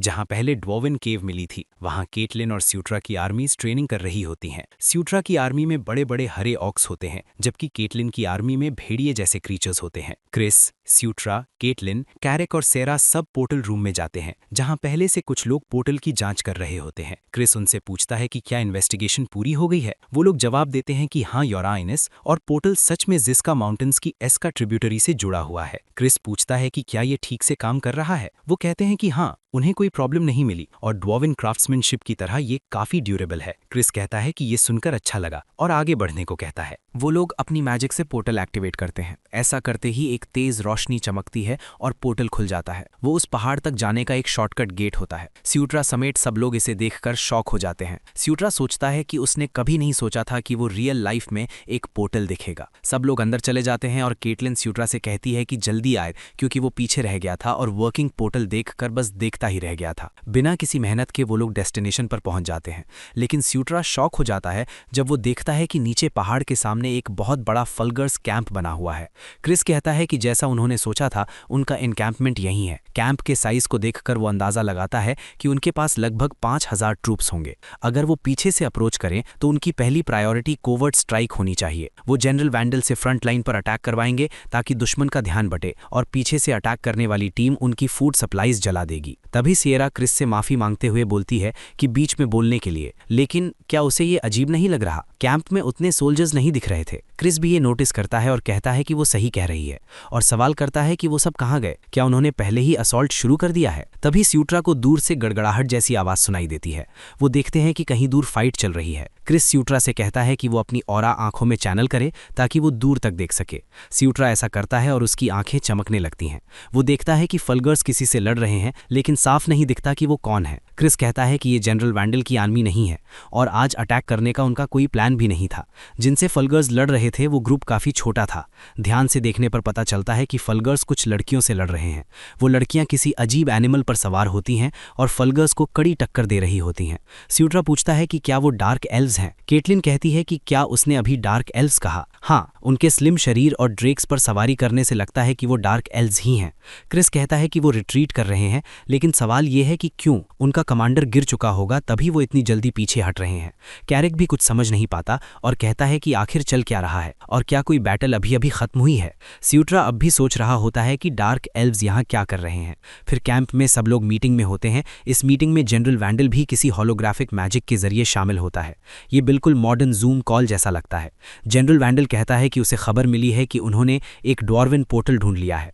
वो कहता है कि ये इंप्रेसिव है, जैसा हमेशा होता है प्रिंस क्रिस के साथ, और पूछता है कि उसे कैसे पता चला कि ये पोर्टल है। क्रिस कहता है कि ये उसने नहीं ढूंढा, ये 9th प्रिंस स्यूट्रा था जिसने पोर्टल डिस्कवर किया। स्यूट्रा कहता है कि वो बस लकी था। अंदर ही अंदर वो सोचता है कि जनरल वैंडल को देखकर उसे अच्छा भी लग रहा है। जनरल वैंडल कहता है ओ रियली, और कहता है कि इस शानदार काम के लिए डीमन किंग के कासल से उसे प्रॉपर रिवॉर्ड मिलने की उम्मीद रखनी चाहिए। तभी क्रिस बात को आगे बढ़ाते हुए कहता है कि पोर्टल तक पहुंचने से पहले उन्होंने रेड फल्गर्स कैंप के सामने एक छोटी सी लड़ाई देखी थी और पूछता है कि क्या उसे इसके बारे में कुछ पता है। जनरल वैंडल कहता है कि शायद वो डार्क एल्व्स रहे होंगे। लगता है उन्होंने अपने आप ही इंटरवीन करने का फैसला कर लिया। क्रिस पूछता है कि क्या वो डीमन किंग के कासल से रीइंफोर्समेंट हो सकते हैं। जनरल वैंडल कहता है कि वो श्योर नहीं है और शायद वो ज्वाइन करने से पहले एरिया स्काउट करने वाले थे, लेकिन कुछ गड़बड़ हो गई। वो आगे कहता है कि सबसे बड़ी प्रॉब्लम यह है कि डार्क एल्व्स की इंडिपेंडेंट यूनिट का कमांडर कैप्चर कर लिया गया है। क्रिस कहता है कि यही वजह होगी कि वो इतनी कम संख्या में रेकलेस तरीके से लड़ रहे थे। तभी स्यूट्रा बीच में इंटरप्ट करता है और पूछता है कि डार्क एल्व्स की इंडिपेंडेंट यूनिट का कमांडर कौन है। जनरल वैंडल जवाब देता है कि वो उसे काफी अच्छे से जानता है। वो कोई और नहीं बल्कि 6th प्रिंसेस फेलिशिया डूमब्लेड है, उन्हीं की एक सिबलिंग। ये सुनते ही क्रिस और केटलिन दोनों पूरी तरह शॉक हो जाते हैं। फिर स्यूट्रा थोड़ा सा 6th प्रिंसेस फेलिशिया डूमब्लेड के बारे में एक्सप्लेन करता है। वो 3rd क्वीन सिल्विया डूमब्लेड की बेटी थी, जो खुद एक फॉर्मर डार्क एल्फ प्रिंसेस रह चुकी थी, और वो 5th प्रिंस सिल्वान की यंगर ट्विन सिस्टर थी। गेम में फेलिशिया और सिल्वान 4th प्रिंसेस एनास्तासिया नेक्रियन के फैक्शन का हिस्सा थे। इसी वजह से स्यूट्रा हमेशा उन्हें एनिमीज ही मानता आया था। लेकिन अब सवाल ये था कि फेलिशिया यहाँ क्या कर रही थी? क्या वो सिर्फ क्रेडिट लेने के लिए इन्वॉल्व हुई थी? फिर क्रिस जनरल वैंडल से पूछता है कि क्या रेड फुलगर्स को पता है कि जिस डार्क एल्फ को उन्होंने पकड़ा है वो फेलिशिया है। जनरल वैंडल कहता है कि वो श्योर नहीं है और अभी तक कंफर्म नहीं कर पाया है। क्रिस पूछता है कि फिर वो क्या प्लान कर रहा है। जनरल वैंडल जवाब देता है कि अगर पॉसिबल हुआ तो वो उसे रेस्क्यू करने की कोशिश करेंगे। क्रिस पूछता है कि क्या वो नेगोशिएट नहीं करेगा। जनरल वैंडल कहता है कि वो इस पर कंसिडर करेगा, लेकिन सिर्फ तभी जब रेड फुलगर्स पहले ऑफर रखें। वो खुद पहले सर झुकाने वाले नहीं हैं। ये सुनकर क्रिस के चेहरे पर एक स्मर्क आ जाता है, जैसे वो यही चाहता हो। फिर जनरल वैंडल कहता है कि वो अपनी तरफ से और इन्फॉर्मेशन जुटाएगा और अगर कुछ हुआ तो संपर्क करेगा। इतना कहकर वो कॉल एंड कर देता है। क्रिस कहता है कि उनकी घमंडी बहन को प्रिजनर बना लिया गया है, लेकिन केटलिन उसे बचाना चाहती थी और पूरे कॉन्फिडेंस से कहती है कि अगर वो जिंदा है तो उन्हें उसे बचाना ही होगा। क्रिस कहता है कि अच्छा होता, लेकिन आसान नहीं है। फेलिशिया को बचाने के लिए वो कैजुअलिटीज रिस्क नहीं कर सकते। क्रिस के मुंह से ये वर्ड सुनकर केटलिन शॉक और गुस्से में आ जाती है। वो क्रिस पर चिल्लाती है और पूछती है कि वो क्या कह रहा है। वो उनकी बहन है और उन्हें उसे बचाना ही होगा, लेकिन क्रिस कुछ नहीं बोलता। स्यूट्रा ये सब देख रहा होता है, लेकिन उसे समझ नहीं आता कि चल क्या रहा है। कुछ समय बाद क्रिस एक मीटिंग बुलाता है। इसमें क्रिस, केटलिन, स्यूट्रा और उनकी आर्मी के जनरल्स शामिल होते हैं। मीटिंग में क्रिस अपना प्लान बताता है। जनरल वैंडल फ्रंट से रेड फुलगर्स की मेन फोर्सेस को बिजी रखेगा। वो पीछे से कैंप पर स्ट्राइक करेंगे। उसके बाद वो कैंप के सेंटर में घुसकर जितना हो सके उतना केओस फैलाएंगे। इसके बाद केटलिन और स्यूट्रा अपनी आर्मी को लीड करेंगे और अपना अलग मिशन पूरा करेंगे। स्यूट्रा पूछता है कि क्या उसका मतलब फेलिशिया को बचाना है। क्रिस कहता है कि हाँ, पहले उनके फूड सप्लाईज और वेपन्स जलाओ, फिर फेलिशिया को रेस्क्यू करने पर फोकस करो, लेकिन अगर सिचुएशन डेंजरस हो जाए तो तुरंत बाहर निकल जाना। फेलिशिया को बचाने के लिए वो मल्टीपल कैजुअलिटीज एक्सेप्ट नहीं करेगा। क्रिस के ये हार्श वर्ड सुनकर केटलिन गुस्से में चिल्लाने लगती है, लेकिन क्रिस उसे चुप कराते हुए कहता है कि वो भी एक यूनिट का कमांडर है। केटलिन कहती है कि फेलिशिया फैमिली है, उसे कैसे छोड़ा जा सकता है, लेकिन क्रिस साफ कह देता है कि वो उसके रेकलेस बिहेवियर की वजह से ऑपरेशन को रिस्क में नहीं डाल सकता। स्यूट्रा अब भी पूरी तरह समझ नहीं पा रहा होता कि ये सब क्या चल रहा है, लेकिन उसे लगता है कि शायद क्रिस का फेलिशिया को बचाने का कोई इरादा ही नहीं है। पता नहीं उनके बीच पहले क्या हुआ था। सीन जिस्का माउंटेन पर शिफ्ट हो जाता है। वहां स्यूट्रा और क्रिस की आर्मी रेड फुलगर्स कैंप पर अटैक करने के लिए रेडी होती है। रेड फुलगर्स को अब प्राइस चुकाना था। माउंटेन के टॉप से क्रिस कैंप की एक्टिविटी देख रहा होता है। वो जनरल वैंडल के फ्रंट अटैक का वेट कर रहा होता है। तभी एक जोरदार ब्लास्ट होता है जो वैंडल का सिग्नल होता है। इस एक ब्लास्ट में ही कई रेड फुलगर्स मारे और घायल हो जाते हैं। जनरल वैंडल इस मौके का फायदा उठाकर अपनी पूरी ताकत के साथ अटैक करता है। वो अपनी आर्मी को ऑर्डर देता है कि किसी को भी ना छोड़े। उसकी आंखें भी लाल चमकने लगती हैं। स्यूट्रा ये सब देख रहा होता है। कराक पूछता है कि अटैक शुरू हो चुका है तो वो लोग मूव क्यों नहीं कर रहे। स्यूट्रा उसे पेशेंस रखने को कहता है और सिग्नल का वेट करने को बोलता है। रेड फल्गर्स कैंप में जनरल वैंडल की आर्मी भारी नुकसान पहुंचा रही होती है। वो बड़ी संख्या में फल्गर्स को मारते हैं। फिर अचानक जनरल वैंडल अपनी आर्मी को रुकने और रिट्रीट करने का ऑर्डर देता है। कैंप की आउटर बाउंड्री को आग लगाकर वो पीछे हट जाते हैं। चारों तरफ केओस फैल जाता है। यही क्रिस के प्लान का मूवमेंट होता है। वो अपनी आर्मी को रेडी होने का ऑर्डर देता है। अब उनकी बारी थी। वो सबको प्लान फॉलो करने और अपने मिशंस कंप्लीट करने को कहता है। इसमें स्यूट्रा और केटलिन भी शामिल होते हैं। सब लोग रेड फल्गर्स कैंप की तरफ चार्ज कर देते हैं। फल्गर्स पूरी तरह शॉक और डर जाते हैं जब उन्हें दूसरी तरफ से भी एम्बुश किया जाता है। जल्द ही क्रिस की आर्मी भी सिचुएशन को कंट्रोल में लेने लगती है। केटलिन स्यूट्रा से सावधान रहने को कहती है। स्यूट्रा अपना मिनी मैप खोलकर ऑब्जेक्टिव्स लोकेट करता है। वो अपने मेन को फूड सप्लाईज की तरफ लेफ्ट जाने का ऑर्डर देता है। कैरेक सामने आने वाले हर दुश्मन को मारता जा रहा होता है। तभी अचानक एक रेड फल्गर्स ब्लाइंड स्पॉट से कैरेक पर हमला करता है, लेकिन स्यूट्रा पीछे से एक नाइफ फेंककर उसे तुरंत मार देता है। नाइफ फेंकते ही उसे थ्रोइंग नाइफ स्किल मिल जाती है। अब वो आसानी से नाइफ फेंककर टारगेट हिट कर सकता था। वो कैरेक की तरफ देखकर स्मग करता है। कैरेक पूछता है कि उसने नाइफ थ्रोइंग कब सीखी। स्यूट्रा कैजुअली कहता है कि कोई बड़ी बात नहीं है और जल्दी चलने को कहता है, लेकिन अपने मन में वो सोचता है कि ये स्किल उसे कल ही मिली थी। कैरेक कहता है कि लगता है यही वेयर हाउस है जहां फूड सप्लाईज रखी जाती है, तो क्या आग लगा दें। स्यूट्रा पहले हाँ कहता है, लेकिन फिर रुक जाता है। वो सोचता है कि अगर फेलिशिया अंदर हुई और वो आग में जल गई तो क्या होगा। इसी वजह से वो कैरेक को रोक देता है और पहले फेलिशिया को ढूंढने का फैसला करता है। कैरेक कंफ्यूज्ड होकर पूछता है कि वो उसे कैसे ढूंढेंगे। स्यूट्रा अपना मिनी मैप खोलता है। वो मन ही मन सोचता है कि फेलिशिया उसके लिए न्यूट्रल एनपीसी के तौर पर रजिस्टर्ड होगी, इसलिए वो मैप पर ब्लू या पर्पल में दिखेगी। थोड़ी ही देर में उसे उसकी लोकेशन दिख जाती है। वो कैरेक को फॉलो करने को कहता है। दोनों एक टेंट में घुसते हैं, लेकिन अंदर कोई नहीं मिलता। टेंट खाली होता है। तभी अचानक फेलिशिया उसकी आवाज में उसका नाम पुकारती है। स्यूट्रा उसे ढूंढ लेता है। वो एक कोने में मैजिक चेन से बंधी हुई होती है। फेलिशिया उससे पूछती है कि वो यहाँ क्या कर रहा है, लेकिन स्यूट्रा ने बिना देर किए उसे खोलना शुरू कर दिया और कहा कि बाद में बात करेंगे, जाएंगे, पहले उसे शांत रहना होगा। उन्हें यहाँ से निकलना जरूरी था क्योंकि ये जगह सेफ नहीं थी। स्यूट्रा ये भी सोच रहा था कि यहाँ फेलिशिया पर एहसान करके रखना आगे उसके लिए फायदेमंद होगा। फेलिशिया को भी कुछ अजीब सा महसूस होता है। फिर दोनों उस कैप्टिव टेंट से बाहर निकल जाते हैं। स्यूट्रा कहता है कि उन्हें क्रिस और केटलिन के साथ रीग्रुप करना होगा, लेकिन क्रिस और केटलिन का नाम सुनते ही फेलिशिया शॉक हो जाती है। वो पूछती है कि क्या वो दोनों भी यहाँ हैं और क्या वो उसे बचाने आए हैं। स्यूट्रा कहता है कि ये तो ऑब्वियस है और क्या वो ऐसा नहीं कर सकते थे। फेलिशिया कहती है कि उसका मतलब वो नहीं था, बल्कि ये कि वो पावर स्ट्रगल में ज्यादा इन्वॉल्व नहीं रहा है, इसलिए शायद उसे सब कुछ पता नहीं होगा। लेकिन इससे पहले कि वो अपनी बात पूरी कर पाती, कैरेक उन्हें बुला लेता है। स्यूट्रा उसे फॉलो करने को कहता है और उसे सिस्टर कहकर बुलाता है। ये फेलिशिया को अजीब लगता है और वो पूछती है कि वो उसे सिस्टर कब से कहने लगा। फिर सब लोग उस जगह से भागने लगते हैं। तभी फेलिशिया नोटिस करती है कि स्यूट्रा की तरफ एक लाइटनिंग अटैक आ रहा है। वो उसे वॉर्न करने की कोशिश करती है, लेकिन फिर भी वो अटैक स्यूट्रा की चेस्ट को चीरता हुआ निकल जाता है। स्यूट्रा को समझ नहीं आता कि अभी क्या हुआ। उसके मुंह से खून निकल आता है। अचानक उसका पूरा शरीर आग से घिर जाता है। कैरेक और फेलिशिया वहीं होते हैं लेकिन कुछ कर नहीं पाते।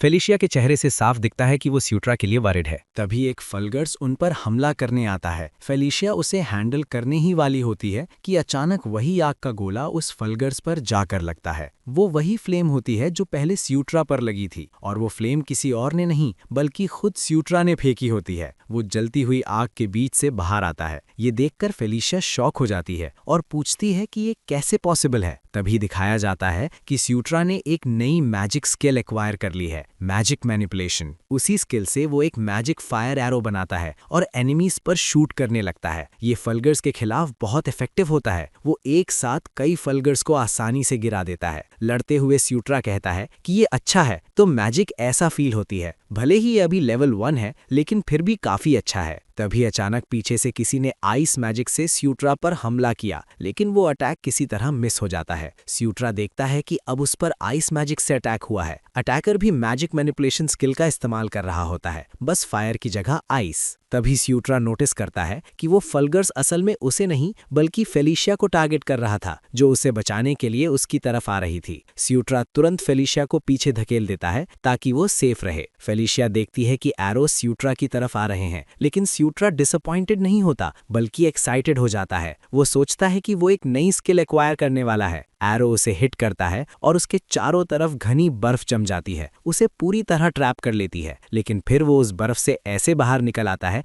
जैसे धुएं से निकल रहा हो। अब उसने आइस एरो स्किल भी एक्वायर कर ली होती है। अचानक स्यूट्रा को तेज दर्द महसूस होता है और वो जमीन पर गिर पड़ता है। दिखता है कि एक आइस शार्ड उसके पेट को चीर के निकल गया है। उसे याद आता है कि नई स्किल पाने के लिए हिट खाना पड़ता है, लेकिन उससे हेल्थ भी कम हो जाती है। उसका सिस्टम विंडो पॉपअप होता है और वार्निंग दिखाता है कि उसकी हेल्थ क्रिटिकली लो है और डेंजर लेवल पर है। अगर उसे एक और हिट लगा तो वो मर सकता है। फेलिशिया गुस्से में स्यूट्रा को देखती है और कहती है कि किसने कहा था उसे बचाने को? क्या उसका दिमाग खराब हो गया है और क्या वो भूल गया है कि वो उन सब में सबसे वीक है? स्यूट्रा सोचता है कि वो अभी भी यहाँ क्यों है, उसे तो भाग जाना चाहिए था। फेलिशिया पूछती है कि उसने इतनी मैजिक कब सीख ली। उसी वक्त फेलिशिया उस फलगर्स मेज को मार देती है जिसने आइस मैजिक से अटैक किया था। स्यूट्रा ये देखकर सोचता है कि उसने ये कैसे किया। फेलिशिया स्यूट्रा के पास आती है, उसके शरीर से आइस शार्ड निकालती है और फिर अपनी मैजिक से उसे हील करती है। जल्द ही उसके शरीर का घाव भरने लगता है। इसके साथ ही स्यूट्रा ने हीलिंग स्किल भी एक्वायर कर ली होती है। वो सोचता है कि फेलिशिया ने उसकी चोटें एक पल में ठीक कर दी। इसमें कोई हैरानी नहीं थी कि उसे मैजिकल प्रोडिजी कहा जाता था। फेलिशिया पूछती है कि क्या वो अब बेटर फील कर रहा है और क्या वो खड़ा हो सकता है। स्यूट्रा कहता है कि हाँ, उसकी वजह से अब उसकी हेल्थ पूरी तरह फुल है। वो उससे उसकी हेल्थ के बारे में पूछता है। फेलिशिया कहती है कि उसकी चिंता मत करो। तभी एक जोरदार आवाज उनका ध्यान खींचती है। एक विशाल गुस्से से भरा रेड फलगर्स उनकी तरफ आ रहा होता है, जो रास्ते में जो भी आता है उसे कुचलता जा रहा होता है। स्यूट्रा फेलिशिया से कहता है कि ये नॉर्मल फलगर्स नहीं है, ये एक ब्लड ओगर है, एक म्यूटेटेड ओगर बरसरकर। फेलिशिया शॉक होकर कहती है कि क्या? इसका मतलब अब बाहर निकलने का रास्ता सिर्फ उसी मॉन्स्टर के थ्रू है? तभी वो मॉन्स्टर उन पर हमला करता है। दोनों सही समय पर उससे बचकर भागते हैं। उनके दिमाग में सिर्फ यही सवाल होता है कि वो उस भयानक बीस्ट से आखिर लड़ेंगे कैसे। दिखाई देता है कि म्यूटेटेड ओगर पहले ही स्यूत्रा के कई आदमियों को मार चुका था। फेलिशिया और स्यूत्रा किसी तरह उसके अटैक से बचते रहते हैं। उस ओगर की स्पीड देखकर स्यूत्रा बोलता है कि उसका साइज इतना बड़ा होने के बावजूद वो इतना तेज कैसे है। फेलिशिया कहती है कि स्यूत्रा उसे थोड़ा टाइम दे, वो एक स्पेल से उसे यहाँ से भेज देगी। ये सुनकर स्यूत्रा शॉक हो जाता है और पूछता है कि वो ऐसा कैसे करेगा। फिर भी दोनों किसी तरह फिर से ओगर के अटैक से बच जाते हैं। स्यूत्रा कहता है कि ठीक है, वो उसका ध्यान खींचने का तरीका ढूंढेगा और फेलिशिया स्पेल तैयार करने पर फोकस करे। फेलिशिया पूछती है कि एग्रो क्या होता है। स्यूत्रा उसे कहता है कि उसकी चिंता मत करो। फिर स्यूत्रा कारक को बुलाता है और कहता है कि पहले जैसा ही प्लान फॉलो करे और तैयार रहे। इसके बाद स्यूत्रा अपना इन्वेंट्री खोलता है और एक आइटम निकालता है। वो ड्वार्वन डैगर होता है जो उसे उस केव से मिला था। वो उस डैगर को निकालकर रॉयल बैनर स्किल के साथ इस्तेमाल करता है। इस स्किल से वो अपनी मैजिकल पावर एक सीमित एरिया में अपने अलाइज तक फैला सकता था। इससे उसके अलाइज फिजिकली और मेंटली दोनों तरह से स्ट्रांग हो जाते थे। स्यूत्रा उस डैगर को जमीन में गाड़ देता है ताकि कारक को पावर अप कर सके। इससे कारक को इतना पावर बफ मिल जाता है कि वो कुछ समय तक उस म्यूटेटेड ओगर से लड़ सके। पावर बफ मिलने के बाद भी कारक उस ओगर का पूरा मैच नहीं था, लेकिन एक पल के लिए ओगर भी शॉक हो जाता है। कारक अपनी कुल्हाड़ी से उस पर हमला करता है, लेकिन ओगर उसे आसानी से ब्लॉक कर देता है। कारक उसके सामने बहुत छोटा लगता है, फिर भी कारक किसी तरह कुछ अटैक्स लैंड करके उसे रोके रखता है। इसी दौरान जब ओगर कारक में उलझा रहता है, फेलिशिया पीछे से उड़ती हुई आती है। वो एक स्पेल से ओगर के पैरों के नीचे की जमीन को चिकना कर देती है ताकि वो फिसल जाए। ये प्लान काम कर जाता है और ओगर जमीन पर गिर जाता है। इस मौके का फायदा उठाकर कारक उस पर कूद पड़ता है। जब वो बिना डिफेंस के पड़ा होता है, वो पूरी ताकत से उसके पेट पर कूदता है। इस एक ही अटैक से ओगर के मुंह से खून निकल आता है और उसके नीचे की जमीन भी टूट जाती है। कारक और ओगर के साइज का फर्क साफ दिखाई देता है। स्यूत्रा ये सब देखकर खुश होता है कि कारक जीत रहा है। वो सोचता है कि अभी और एनिमीज हैं, लेकिन सबसे बड़ा खतरा तो खत्म हो गया। तभी स्यूत्रा के शरीर से फिर से एक सुनहरी रोशनी निकलती है और उसके सिस्टम विंडो में दिखता है कि वो लेवल 10 पर पहुंच गया है। इसके साथ ही उसकी प्लॉट आर्मर स्किल भी लेवल 2 हो जाती है। प्लॉट आर्मर लेवल 2 का इफेक्ट ये होता है कि उसे एक नया पैसिव स्किल मिलता है। स्यूत्रा इसे देखकर एक्साइटेड हो जाता है और अपने नए स्किल को चेक करने के लिए सिस्टम विंडो खोलता है। वो स्किल बैटलफील्ड प्रोटेक्शन होती है, जो उस पर एम किए गए रेंज्ड अटैक्स की एक्यूरेसी को कम कर देती है। स्यूत्रा कहता है कि ये काफी अच्छी स्किल है, बिल्कुल मूवीज जैसा। इस स्किल के साथ उसे असली प्लॉट आर्मर मिल गया था। तभी रेड फल्गर्स की एक झुंड जैसी आर्मी उनकी तरफ दौड़ती हुई आती है। फेलिशिया उसे बोलती है कि वो वहां खड़ा क्या कर रहा है, वो लोग उन पर टूट पड़ रहे हैं। इसके बाद फेलिशिया अपनी विंड पावर का इस्तेमाल करके उस आर्मी को उड़ा देती है। वो काफी स्ट्रॉन्ग मैजिक जैसा लगता है, लेकिन स्यूत्रा सोचता है कि ये मैजिक जैसा दिखता जरूर है, लेकिन असल में ये मैजिक नहीं है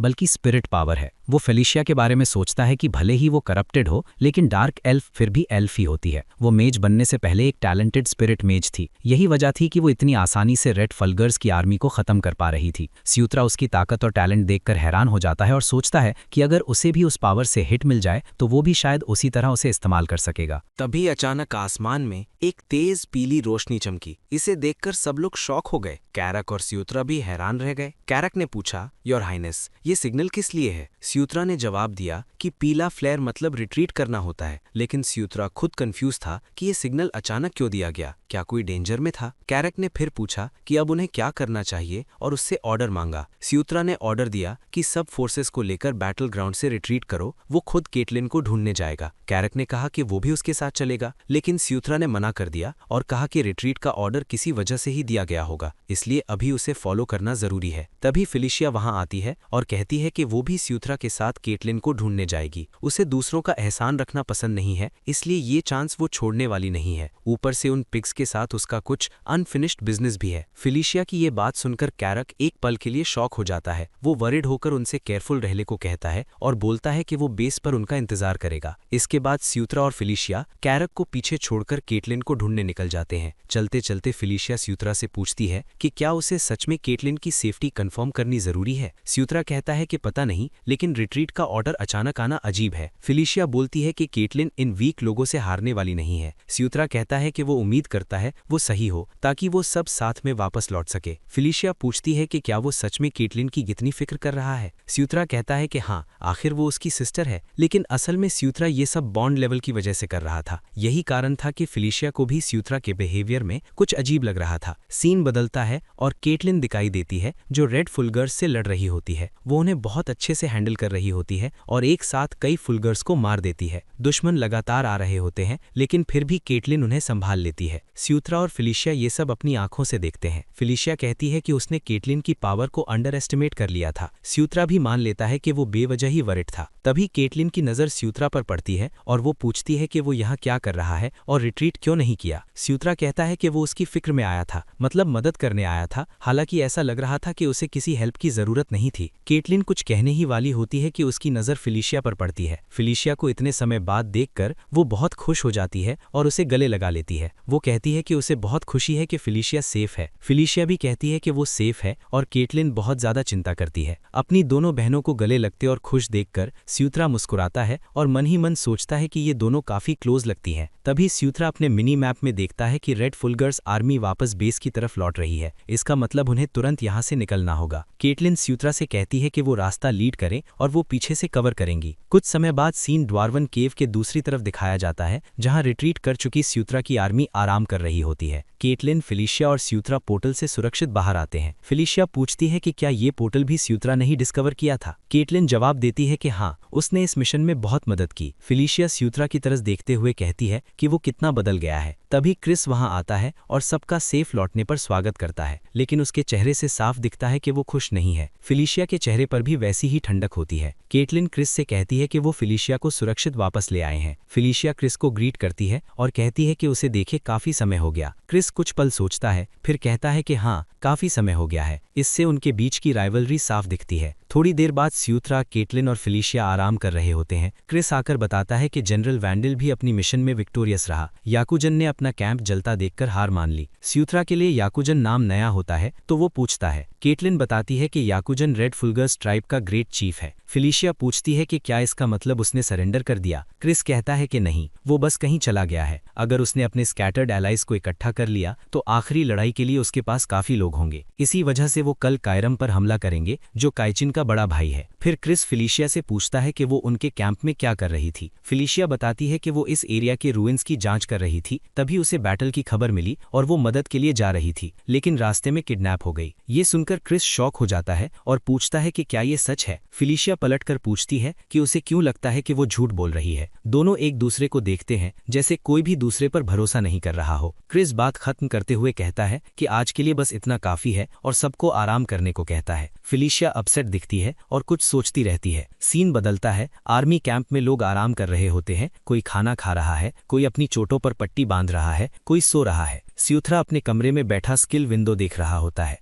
आज उसने 4 नई स्किल्स हासिल की थीं, magic manipulation, fire arrow, ice arrow और हीलिंग एबिलिटी। लेकिन सब स्किल्स अभी लेवल 1 पर थीं। उन्हें देखकर वो खुश होता है, लेकिन उसे लगता है कि अभी बैटल में वो सिर्फ ऑरा का सही इस्तेमाल कर सकता है।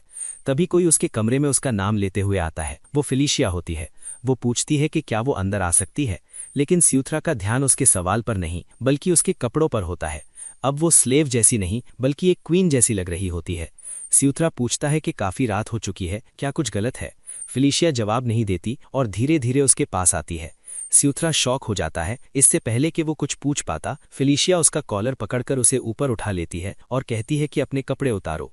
ये सुनकर स्यूत्रा बहुत अनकंफर्टेबल हो जाता है और शर्म से लाल पड़ जाता है। उसे समझ ही नहीं आया कि क्या हो रहा है, इसलिए उसने पूछा कि ये सब क्या है। वो उससे कपड़े उतारने को क्यों कह रही है। फेलिशिया ने ठंडे स्वर में जवाब दिया कि क्या वो इलाज नहीं चाहता। ये सुनते ही स्यूत्रा को समझ आ गया कि वो क्या कहना चाह रही है। उसने बताया कि बैटलफील्ड में जब उसे आइस एरो लगा था तब उसने सिर्फ फर्स्ट एड दी थी। हो सकता है उसे अंदरूनी चोट लगी हो, इसलिए वो फिर से हीलिंग मैजिक कास्ट करने वाली थी। फेलिशिया ने एक बार फिर उस पर हीलिंग मैजिक इस्तेमाल करना शुरू कर दिया। स्यूत्रा अपने मन में सोच रहा था कि जब उसने कपड़े उतारने को कहा था तो उसने कुछ और ही समझ लिया था। तभी फेलिशिया ने पूछा कि उसने पहले देखा था कि उसका शरीर चमक रहा था। स्यूत्रा ने कहा कि सब ठीक है, ऐसा कभी कभी हो जाता है और इसमें कुछ खास नहीं है। फेलिशिया ये सुनकर शॉक हो गई और बोली रियली। तभी स्यूत्रा के दिमाग में एक आइडिया आया और वो एक्साइटेड हो गया। उसने कहा कि उससे ज्यादा इंपॉर्टेंट बात यह है कि क्या वो उससे एक फेवर कर सकती है। फेलिशिया ने अग्री किया और पूछा कि उसे क्या चाहिए। स्यूत्रा मुस्कुराया और बोला कि ये ऐसी चीज है जिसमें सिर्फ वही उसकी मदद कर सकती है। कुछ समय बाद अगले सीन में दिखाया जाता है कि स्यूत्रा ने 3 और स्किल्स एक्वायर कर ली हैं। अब वो स्टेटस एबनॉर्मैलिटीज रिमूव कर सकता था, पॉइजन स्टेटस क्योर कर सकता था और इन्फेक्टेड स्टेटस भी हटा सकता था। उसने फेलिशिया से कई तरह की हीलिंग स्किल्स सीख ली थीं। वो इन्हें देखकर काफी एक्साइटेड था और मन ही मन फेलिशिया को धन्यवाद दे रहा था। एक छोटा सा फ्लैशबैक दिखाया जाता है जहां उसने फेलिशिया से कहा था कि वो उस पर क्योर पॉइजन और क्योर डिजीज स्किल्स इस्तेमाल करे। इसके बाद केटलिन उसके पास आती है और बताती है कि फेरल बीस्ट फाइटिंग स्टाइल की कई स्कूल्स होती हैं। स्यूत्रा सोचता है कि आखिर वो दिन आ ही गया जब वो फेरल बीस्ट फाइटिंग स्टाइल सीखने वाला है। केटलिन आगे कहती है कि आज वो उसे werewolf feral beast fighting style सिखाएगी। फेरल बीस्ट स्टाइल लाइकेंट्रोप्स की सिग्नेचर मार्शल आर्ट थी। इनमें वेयरवुल्फ वेरिएंट स्टाइल की फाउंडेशन मानी जाती थी। शायद इसी वजह से केटलिन सबसे पहले यही स्टाइल उसे सिखा रही थी। केटलिन उस टेक्निक से एक माना बॉल बनाती है और समझाती है कि फेरल बीस्ट स्टाइल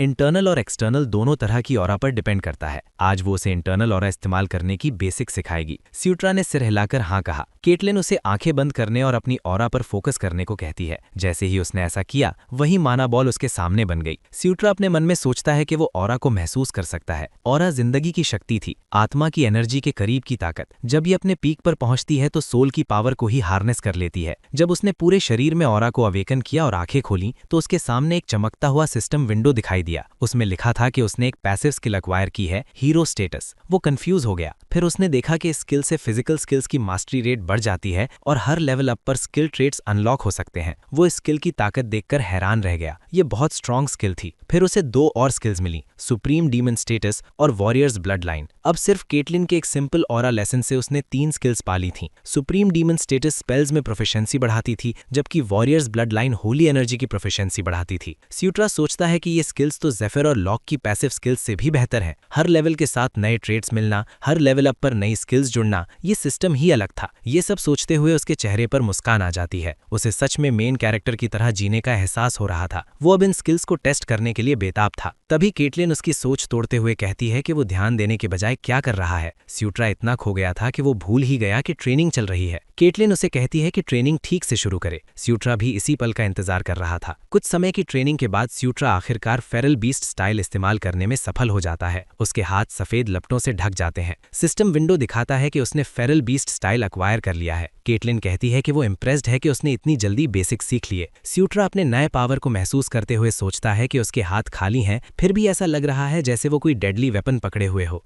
तो ये था फेरल बीस्ट स्टाइल का एहसास। केटलिन उसे इसका अगला स्टेज सिखाने ही वाली थी कि तभी एक गार्ड आता है और बुरी खबर देता है। वो कहता है कि ये इमरजेंसी है। सीन बदलता है और एक मीटिंग दिखाई जाती है जहां क्रिस पहले से मौजूद होता है। स्यूट्रा, केटलिन और फेलिशिया भी वहां होते हैं। क्रिस बताता है कि कायरम की यूनिट गायब हो गई है। ये सुनकर सब शौक हो जाते हैं। क्रिस कहता है कि कायरम को उनका प्लान समझ आ गया होगा, इसी वजह से वो गायब हुए हैं। केटलिन पूछती है कि अब वो क्या करेंगे। क्रिस मैप पर नया प्लान समझाता है। जनरल वैंडल की इन्फॉर्मेशन के अनुसार याकुजिन और कायरम यहाँ रीग्रुप करने वाले हैं। टेरेन और लोकेशन देखकर लगता है कि ये सही है। स्यूट्रा कहता है कि तो अब मूव करने का समय आ गया है। क्रिस जवाब देता है कि हाँ, वो जनरल वैंडल से मिलेंगे और मेन आर्मी के साथ मिलकर रेड फुलगर स्ट्राइप का सामना करेंगे। सीन बदलकर रेड फुलगर सबजुगेशन फोर्स के मेन कैंप में पहुंचता है। जनरल वैंडल क्रिस का स्वागत करता है और कहता है कि यहाँ तक पहुंचने के लिए उसने अच्छा किया प्रिंस क्रिस। क्रिस भी उसे देखकर खुश होता है और कहता है कि वो बिल्कुल नहीं बदला और उससे मिले काफी समय हो गया। वैंडल हंसकर कहता है कि सही कहा और प्रिंस फेलिशिया और प्रिंस केटलिन से भी ग्रीटिंग करता है। फेलिशिया कहती है कि फॉर्मेलिटीज छोड़ो और बताओ उसके सबऑर्डिनेट्स कैसे हैं। वैंडल कहता है कि सब ठीक है। स्यूट्रा एक कोने से जनरल वैंडल को चुपचाप देख रहा होता है। नाइट सागा गेम में वैंडल उसका फेवरेट कैरेक्टर था, इसलिए उसकी मौजूदगी उसे बहुत फेमिलियर लगती है। स्यूट्रा आगे बढ़कर हैंडशेक के लिए हाथ बढ़ाता है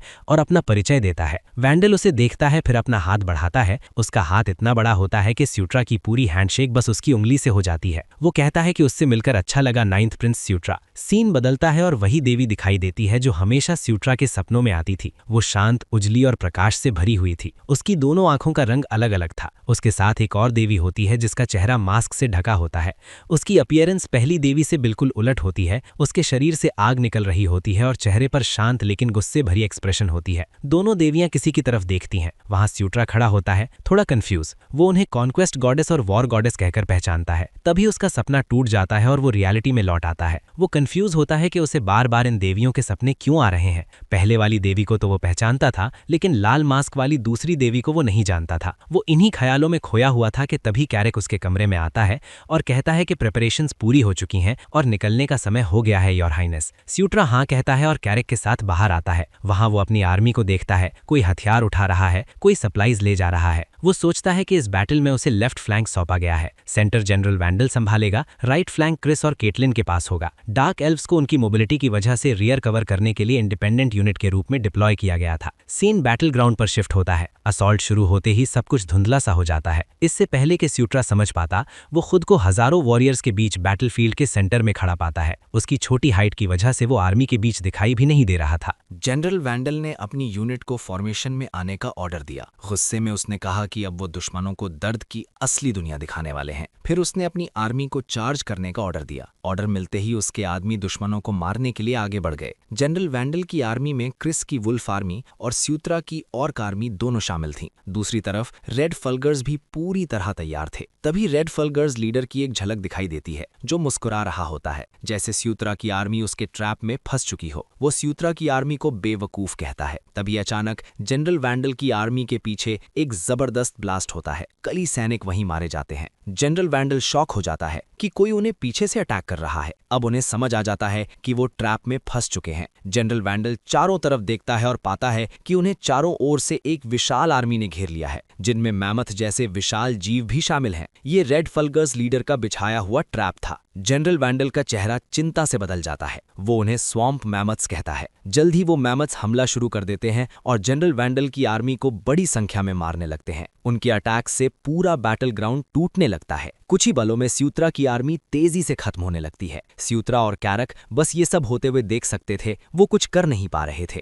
स्यूत्रा कहता है कि वो उन्हें शुरू से जानते थे, उन्हें पता था कि वो आ रहे हैं। ये साफ हो जाता है कि ये सिर्फ एक मैमथ नहीं बल्कि मैमथ्स की पूरी फोर्स है। जो भी उनके रास्ते में आता है वो सब तबाह कर देते हैं। फिर उस मॉन्स्टर के बारे में बताया जाता है। उसका पूरा नाम स्वैम्प मैमथ था। नाम के अनुसार वो मैमथ जैसा दिखता था, लेकिन उससे कहीं ज्यादा बड़ा था। सीधे शब्दों में कहें तो वो एक असली मॉन्स्टर था। स्यूत्रा उस मैमथ की तरफ देखता है और दोनों की आंखें एक दूसरे से टकराती हैं। तभी रेड फल्गर्स की तरफ से लिजर्ड जैसे मॉन्स्टर्स भी दिखाई देते हैं, जिनके हाथों में लंबे और तेज ब्लेड्स होते हैं। इन्हें देखकर स्यूत्रा और उसकी आर्मी और ज्यादा घबरा जाती है। ये मॉन्स्टर्स लिजर्ड मैन कहलाते थे और अब रेड फल्गर्स के एलाइज बन चुके थे। वो स्यूत्रा की आर्मी पर हावी होने लगते हैं और सैनिकों को मारना शुरू कर देते हैं। एक लिजर्ड मैन स्यूत्रा पर भी अटैक करता है, लेकिन कैरक उसे मार देता है। कैरक जोर से चिल्लाता है और सबको तेजी से एक्ट करने को कहता है, क्योंकि एक भी गलत कदम मौत बन सकता है। स्यूत्रा भी समझ जाता है कि कैरक सही कह रहा है। ये अब कोई गेम नहीं था। क्रिस भी रेड फल्गर्स से लड़ रहा होता है, लेकिन दुश्मन की संख्या बहुत ज्यादा होती है। क्रिस गुस्से में होता है क्योंकि वो इतनी आसानी से ट्रिक हो गया था। शुरू से ही दुश्मन उनके साथ खेल रहा था। तभी केटलिन क्रिस को बुलाती है और कहती है कि उन्हें रिट्रीट करना चाहिए। ये अब आखिरी ऑप्शन है, लेकिन क्रिस के चेहरे से साफ दिखता है कि वो इसके लिए तैयार नहीं है। वो कहता है कि रिट्रीट के दौरान अगर कुछ गड़बड़ हुई तो और ज्यादा नुकसान हो सकता है, पूरी आर्मी भी वाइप आउट हो सकती है। केटलिन कहती है कि अगर ऐसे ही चलता रहा तो कैजुअल्टीज और बढ़ेंगी, इसलिए अभी फैसला लेना जरूरी है और उन्हें तुरंत रिट्रीट करना होगा। क्रिस ये फैसला नहीं लेना चाहता था, लेकिन अपने सैनिकों के लिए उसे लेना पड़ा। वो एक क्लिफ से जोर से चिल्लाता है, मेजेस फॉल बैक करो और डिफेंसिव लाइन बनाओ। जितना हो सके टाइम खरीदो, बाकी सब लोग फॉर्मेशन में रिट्रीट करो। किसी भी हाल में जिंदा बाहर निकलो। सीन बदलता है। एक वैली में क्रिस की बची खुची आर्मी का कैंप दिखाया जाता है। डार्क एल्व्स अपने मैजिक से घायलों को हील कर रहे होते हैं। एक टेंट के अंदर क्रिस, केटलिन, फेलिशिया, स्यूत्रा और जनरल वैंडल की मीटिंग चल रही होती है। क्रिस बहुत गुस्से में होता है क्योंकि उसने बहुत ज्यादा सोल्जर्स खो दिए थे। वो कहता है कि वो बहुत केयरलेस हो गया था। उसे रेड फल्गर्स ट्राइब के अचानक गायब होने पर और सवाल उठाने चाहिए थे। जनरल वैंडल कहता है कि जो हो गया वो हो गया, अब पछताने का कोई फायदा नहीं है। उनके पास दो ही ऑप्शंस हैं, या तो पूरी तरह विड्रॉ करें या डीमन लॉर्ड के कैसल से रीइंफोर्समेंट बुलाएं। क्रिस अपनी गलती मान लेता है और कहता है कि जनरल वैंडल सही है। वो अपनी एम्बिशन की वजह से अपने सैनिकों को मरने नहीं दे सकता। जनरल वैंडल सजेस्ट करता है कि डीमन लॉर्ड के कैसल से रीइंफोर्समेंट के लिए मैसेज भेजा जाए। तभी फेलिशिया बीच में बोलती है और कहती है कि उसके पास इससे भी बेहतर आइडिया है। वो बताती है कि वो असल में इस रीजन में र्यूइंस एक्सप्लोर करने आई थी। उसका असली डेस्टिनेशन जिस्का माउंटेन्स का आखिरी सिरा था। स्यूत्रा अपने मन में सोचता है कि फेलिशिया एक टैलेंटेड मेज है, लेकिन नाइट सेगा गेम में वो कभी बैटल ओरिएंटेड कैरेक्टर नहीं रही। उसकी स्पेशलिटी रिसर्च और र्यूइंस एक्सप्लोरेशन थी। फेलिशिया आगे अपना आइडिया बताते हुए एक मैप दिखाती है। वो बताती है कि वो जिस र्यूइंस की स्टडी कर रही थी वो इसी माउंटेन रेंज में कहीं है। ये र्यूइंस 1500 साल पुराने रेलिक्स हैं, जिन्हें अर्थ ड्रैगन एनकिडू की लैर कहा जाता है। एनकिडू एक ड्रैगन था जो मोल्टन लावा से पैदा हुआ था और जिसके पास बेहिसाब ट्रेजर था। अपने हॉर्ड और लैर की रक्षा के लिए उसने कई गार्ड्स बनाए थे। इस दौरान उस ड्रैगन की एक झलक भी दिखाई जाती है, जो बेहद विशाल और डरावना होता है। उसके चेस्ट से पीली रोशनी निकल रही होती है। फेलिशिया आगे बताती है कि उन र्यूइंस में ड्वार्व्स भी शामिल थे, जो कभी जिस्का माउंटेन्स में रहते थे। उनकी मदद के लिए एनकिडू ने उनके लिए वेपन्स बनाए थे। क्रिस पूछता है कि कैसे वेपन्स। फेलिशिया जवाब देती है, थंडर बियरर एनविल। ये ऐसा वेपन है जो न सिर्फ ट्रेजर गार्ड करने वाले काइमेरास को कंट्रोल कर सकता है, बल्कि पूरी आर्मी के लिए बड़े स्केल के स्पेल्स भी कास्ट कर सकता है। फेलिशिया जोर से टेबल पर हाथ मारती है और कहती है कि अगर उन्हें ये वॉर जीतनी है तो उस वेपन को ढूंढना ही उनकी आखिरी उम्मीद है।